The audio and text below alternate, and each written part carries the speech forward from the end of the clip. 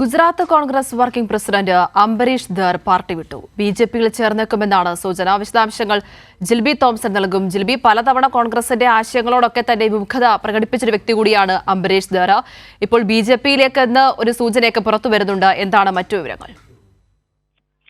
അതിൽ ലോക്സഭാ തെരഞ്ഞെടുപ്പ് അടുത്തിരിക്കെ കോൺഗ്രസിൽ നിന്നും ഇപ്പോൾ പ്രമുഖ നേതാക്കളെല്ലാം ഇത്തരത്തിൽ പാർട്ടി വിടുന്നത് കോൺഗ്രസിനെ സംബന്ധിച്ചിടത്തോളം വലിയ പ്രതിസന്ധിയിൽ ആക്കിയിട്ടുണ്ട് എന്ന കാര്യത്തിൽ യാതൊരു സംശയവുമില്ല. നേരത്തെ തന്നെ പല നേതാക്കളും ഇത്തരത്തിൽ പാർട്ടി വിട്ടിരുന്നു. അവരൊക്കെ ബിജെപിയിൽ ചേരുന്ന ഒരു സാഹചര്യം നമ്മൾ കണ്ടതാണ്. അതിനൊക്കെ പിന്നാലെയാണ് ഇപ്പോൾ ഗുജറാത്തിലെ കോൺഗ്രസ് വർക്കിംഗ് പ്രസിഡന്റായ Ambareesh Dher party വിട്ടിരിക്കുന്നത്.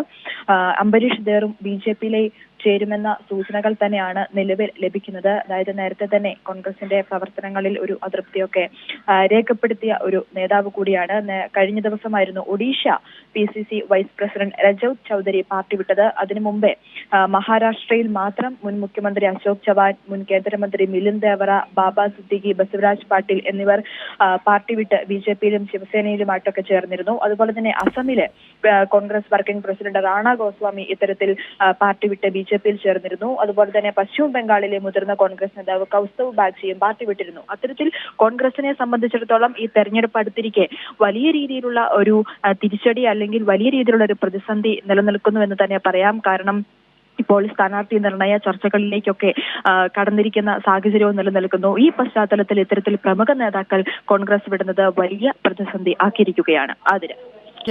Gujarat Congress working president Ambarish Dher പാർട്ടി വിട്ടിരിക്കുന്നു. ബിജെപിയിൽ ചേർന്നേക്കുമെന്ന സൂചനകളാണ് ലഭ്യമാകുന്നത്. വിശദാംശങ്ങൾ നൽകുകയായിരുന്നു ജിൽബി തോംസൺ.